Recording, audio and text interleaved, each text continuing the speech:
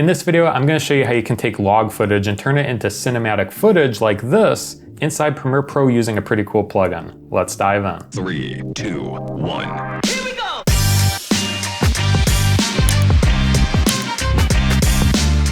So before I show you the plugin, I'm going to show you how you would normally do this using Lumetri Color. So typically inside Premiere Pro, if you want to convert log footage to Rec 709, where you can go is inside Lumetri Color. So I'm going to change my workspace from editing to color. And inside the Lumetri Color panel, there's a settings tab. So if we click on that, you can twirl under project and check this box next to auto detect log video color space. And this will automatically convert it for you. From here, you can go back into the edit tab and then make adjustments. You can start by clicking on the auto button. This will automatically color correct it for you. You can change the sliders and make fine-tune adjustments. Now this is great and this is the basic way to go about it, but if you want to take your videos to the next level, I recommend using the plugin Dehancer. Dehancer is a pretty cool plugin for Premiere Pro that emulates film looks inside your video clips. And I use it all the time on my video projects, whether I'm shooting live events or even the studio setting like this, just to make it look more cinematic and more finished.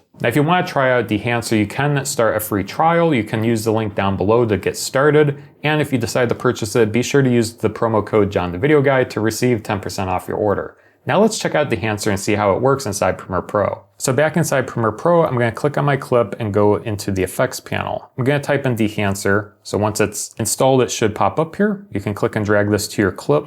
And right off the bat, you'll notice that it adjusts your clip for you. A few things I recommend unchecking when you get started here is the film grain. So if you go into effects controls and twirl down under film grain, we'll disable this for now. And same with film. I'm going to go under film and disable the film. That way we're just looking at the input. So if we twirl down under input, we can change it from Rec 709 to choose your own camera.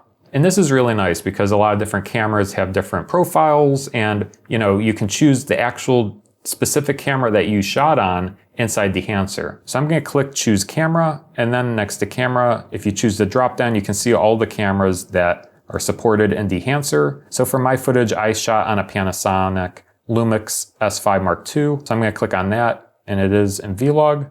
As you can see, it converts it to Rec 709. Now if we scroll down, there are some adjustments you can make. So for example, you can change the exposure compensation. So I'm going to add a little bit to that. Same with the temperature and tint compensation as well. You can change those values. I'm going to change them just a little bit here. Now next, under Film Developer, this is an important tab as well, just to get it looking more normal. If we click Enabled here, what we can do is add more contrast. So if we boost up the contrast a little bit, you can see it's starting to look more realistic in the final result. Another thing you can adjust is the color boost, which is essentially saturation, so you can make it more or less saturated. So I'm going to change this to around -15. Now if we scroll down, this is the fun part. So under film, this is where you can apply film stocks or film profiles. So if we click enable, you can see that it changes to the default Kodak Vision 3 250D film profile. And if you click on the drop down, there's a lot of different film stocks you can choose from. One of my favorite ones is Fujichrome Velvia 50. This is what I use for my videos. I think it adds a nice warm overtone to it.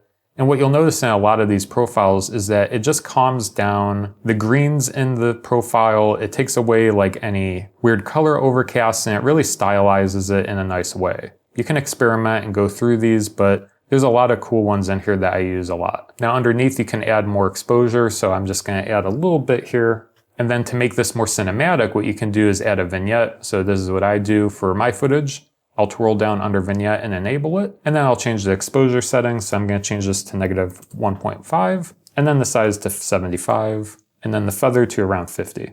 You can see we added a nice vignette to this shot, making it very cinematic. It's also worth pointing out that they do have halation and bloom effects. So if you want to add more film type of looks, you can do that. And once again, they do have film grain. If you did want to introduce film grain to your shots, there's a lot that you can do using Dehancer. But that's how I get it from going from log footage to a cinematic look inside Premiere Pro. You can see the before and after. What a result here inside Premiere Pro.